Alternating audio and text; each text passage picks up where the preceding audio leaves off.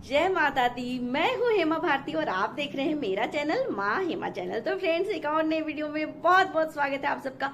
उम्मीद करती हूँ कि आप सब स्वस्थ होंगे, मस्त होंगे और जहाँ कहीं भी होंगे बहुत खुश होंगे। और माता रानी की कृपा से हमेशा की तरह मैं भी बहुत खुश हूँ। तो चलिए फ्रेंड्स, इस वीडियो में जानते हैं कि अगर आपका एग्जाम है तो एग्जाम का तैयारी कैसे करें। तो एग्जाम का तैयारी कैसे किया जाता है, आपको किन चीज़ों का ध्यान रखना चाहिए कि आपका एग्जाम बेस्ट से बेस्ट, अच्छा से अच्छा जाए। तो सारी चीज़ें इस वीडियो में जानेंगे विस्तार से। तो अगर आपको मेरा वीडियो अच्छा लगे तो लाइक शेयर कमेंट कर दीजिएगा। मेरे चैनल में नए हैं तो चैनल को सब्सक्राइब कर दीजिएगा, बेल आइकन प्रेस कर दीजिएगा ताकि मेरे वीडियो के नए नोटिफिकेशन सबसे पहले आप तक पहुंचे। आप भी मेरे जैसे ही माता रानी के भक्त हैं तो मेरे कमेंट बॉक्स में जय माता दी लिखना ना भूलें। और चलिए अब शुरू करते हैं बिना टाइम वेस्ट किए कि अगर एग्जाम है तो एग्जाम का तैयारी कैसे करें, किन बातों का हमें ध्यान रखना चाहिए कि एग्जाम बहुत अच्छा जाए और हम सफल हो जाएं।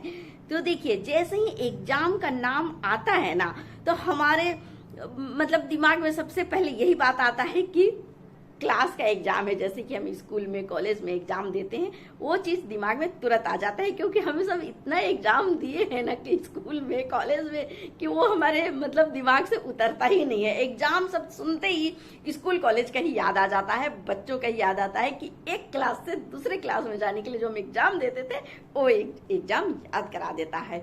अर्धवार्षिक परीक्षा, वार्षिक परीक्षा, छमाही परीक्षा, त्रिमासिक परीक्षा, ना जाने कौन कौन सा परीक्षा, और बीच बीच में जो टेस्ट होता है वो तो अलग परीक्षा। और सबसे खतरनाक होता है जो वार्षिक परीक्षा होता है, एनुअल एग्जाम, जिसमें कि हम एक क्लास से दूसरे क्लास में जाते हैं। तो ये बड़ा डरावना होता है और एग्जाम का नाम लेते ही ना बड़ा डर सा लगता है ना। सबसे पहले यही दिमाग में आता है कि अरे बाप रे एग्जाम है, डर, एकदम डर आ जाता है दिमाग में कि बाप रे बाप अब क्या होगा, मेरा तो एग्जाम है। हम पहले से तैयारी कर लेते हैं। देखिए, जो हमें करना चाहिए वो करे चाहे नहीं करे, लेकिन ये जरूर हम कर लेते हैं कि अगर एग्जाम है तो मतलब कि बहुत जरूरी चीज है, बहुत खास चीज है। उसके पहले हम जितना चीज है उससे जितना भी मतलब उपयोगी चीज हो, ज्यादा उससे बड़ा चीज हो, हर चीज को हम पोस्टपोन करते हैं, हर चीज को एकदम छोड़ देते हैं कि नहीं नहीं अभी एग्जाम के बाद करेंगे। चाहे जितना भी जरूरी कार्य क्यों ना हो, हम बिल्कुल मतलब एग्जाम को सबसे सर्वप्रथम रखते हैं, बाद में सारा काम है। तो ये चीज का ध्यान रखना।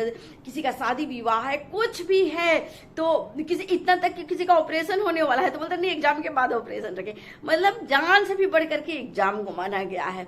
तो एग्जाम ये चीज है। तो हर चीज से पहले हम महत्व देते हैं अपने एग्जाम को। तो एग्जाम के लिए इतना तैयारी किया जाता है, लेकिन असल माने में जो चीज का तैयारी करना वो हम तैयारी नहीं करते हैं।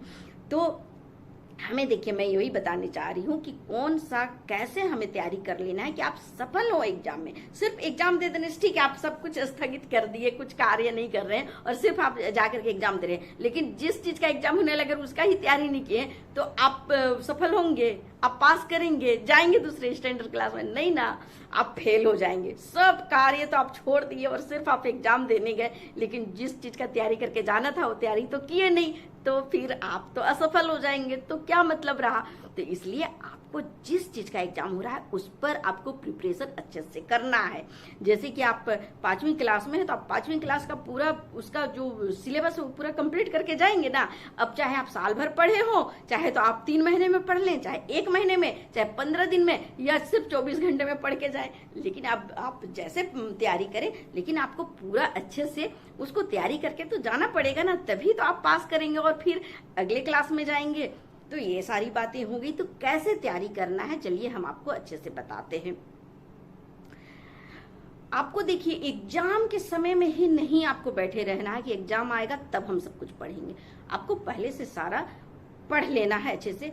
और जब एग्जाम का समय है तो उस समय आपको रिवीजन जरूर करना है। नहीं तो ऐसा होता है कि जब एग्जाम का समय आ जाता है, पहले से तो पूरा तैयारी कर लिए और जब एग्जाम का समय आता है ना तो आप सोचते हैं कि अरे हम तो पढ़ लिए हैं, अभी चलो ना ये एग्जाम के दिन पढ़ लेंगे और फिर हो जाएगा। तो ऐसे होता है, जो कुछ भी पढ़े हैं ना वो भी भूल जाइएगा।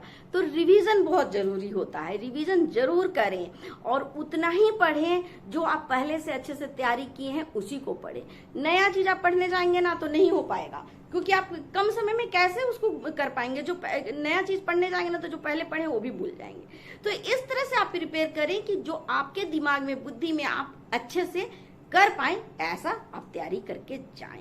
तो अब मैं आपको बताना चाह रही थी कि देखिए मेरा जो वीडियो है वो अच्छी बातें, संस्कारी बातों से लेकर के मैं आध्यात्मिक चीजें लेकर के आती हूँ। तो ये जो मैं बता रही हूँ एग्जाम ना, ये एग्जाम आपका क्लास वाला एग्जाम नहीं है, मैं आपके जीवन का एग्जाम की बात कर रही हूँ। तो देखिए जब आप क्लास केवल आगे जाने के लिए, क्लास 5वीं से 6ठी क्लास में जाने के लिए जब आप इतना तैयारी करते हैं, या स्कूल से कॉलेज में जाने के लिए, एक नौकरी पाने के लिए जब आप इतना तैयारी करते हैं, तो आप अपने जीवन का तैयारी क्यों नहीं करते हैं एग्जाम का? उसे भी हमें अच्छे से तैयारी करना है एग्जाम का, क्योंकि हर पल आपके जीवन में, आपके लाइफ में ना हर पल एग्जाम होते रहता है और आप उसका तैयारी नहीं करते हैं, कहीं ना कहीं चूक जाते हैं और इसलिए आपको असफलता मिलती है। तो आपको अपने जीवन का भी तैयारी उसी तरह से करना है जैसे कि आप अपने पढ़ाई के लिए तैयारी करते थे। आप पढ़ाई के लिए एग्जाम के दिन क्या करते थे? सब कुछ, सारा काम छोड़ देते थे और सिर्फ एग्जाम पर फोकस करते थे। दूसरी बात, आपको डर रहता था, तो आप क्या करते हैं? अच्छा एग्जाम जाए उसके लिए अपने माता पिता का आशीर्वाद लेते हैं, अपने बड़ों का आशीर्वाद लेते हैं और तब जाते हैं एग्जाम में, क्लास में, एग्जामिनेशन हॉल में।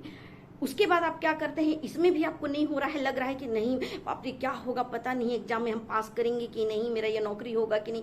तो आप क्या करते हैं कि आपको सबसे ज्यादा उस वक्त किस पर भरोसा होता है और किससे आप प्रार्थना करते हैं? भगवान से। आप भगवान को जरूर याद करते हैं कि हे भगवान मेरा एग्जाम अच्छा चला जाए, बस मैं फिर इतना मिठाई चढ़ाऊंगा, मैं ये व्रत करूंगा, मैं ये पूजा करूंगा, बस मुझे ये परीक्षा अच्छा से दिला दीजिए। बोलते हैं ना, तो भगवान के पास ही लास्ट में हमें जाना पड़ता है। मैं यही बताना चाह रही थी कि देखिए भगवान से बढ़कर के कुछ भी नहीं है। जब एक डॉक्टर भी ना आपको ऑपरेशन करता है और आपका जान बचाता है, तो उस समय डॉक्टर भी एक यही कह देता है कि देखिए मैं तो अपनी तरफ से सारा कोशिश कर दिया हूँ, दवा दारू हर चीज में किया हूँ, अपना हर जो भी सिस्टम है सब कुछ लगा दिया हूँ उसमें, लेकिन अब इनका जान बचेगा नहीं बचेगा ये ऊपर वाले के हाथ में है। यही डॉक्टर बोल देते हैं। तो समझ रहे हैं कि लास्ट में हर एग्जाम के आगे हम अपने भगवान को रखते हैं, भगवान पर ही हम पूरा भरोसा करते हैं, भगवान से बढ़कर के कुछ भी नहीं है, ये हम साबित कर देते हैं। आप जब अपना जान बचाने के लिए हॉस्पिटल में रहते हैं, अपने आप को जब डॉक्टर के हवाले करते हैं, या आप एग्जामिनेशन हॉल में आप टीचर के जो एग्जामिनर है उनके हवाले आप करते हैं अपना जीवन, उस वक्त आप सबसे ऊपर रखते हैं अपने भगवान को और आप प्रार्थना करते हैं कि हे भगवान मेरा परीक्षा अच्छा जाए, हे भगवान मेरी जान बचा ले। तो सबसे ऊपर कौन हो गए? हमारे भगवान होंगे। और जैसा कि आप वीडियो में देखते रहते हैं कि मैं हमेशा बताती हूँ कि हमें अपने भगवान माता रानी पर, राधा रानी पर, हमारे कृष्ण भगवान पर, हमारे राम जी पर विश्वास करना चाहिए और उनका साथ कभी नहीं छोड़ना चाहिए। जब आप उनका साथ नहीं छोड़ेंगे ना, तो आपका साथ भी भगवान कभी नहीं छोड़ेंगे, आपको कस के पकड़े रहेंगे, हमेशा आपके हर पग में, हर जगह आपके साथ रहेंगे, आपका साथ देंगे। तो इस तरह से तैयारी करें कि आप असल जीवन में कभी नहीं हारे। तो आप भगवान पर भरोसा करें और उनके भक्त बन जाएं और हमेशा उन पर विश्वास रखें। तो चलिए फ्रेंड्स, हमें उम्मीद है कि आपको ये वीडियो बहुत पसंद आया होगा और आज से आप भगवान पर विश्वास करेंगे, भक्ति करेंगे और कोई भी ऐसा कार्य नहीं करेंगे जो भगवान को पसंद नहीं है, जो हमारे शास्त्र में नहीं बताया गया है, ऐसा काम नहीं करेंगे। जो शास्त्र के अनुसार चलेंगे, हमारे श्री कृष्ण भगवान के अनुसार चलेंगे, गीता के अनुसार चलेंगे, हमें अपने धर्म पर चलना है। मैं यही कहना चाहती हूँ कि हमेशा हमें धर्म का साथ देना है, अधर्म का हमें विरोध करना है। तो चलिए इसी के साथ मैं अपने वीडियो को अंत करना चाहती हूँ। तो अगले वीडियो में नए विषय के साथ फिर मिलती हूँ। तब तक के लिए मुझे आज्ञा दीजिए। जय माता दी।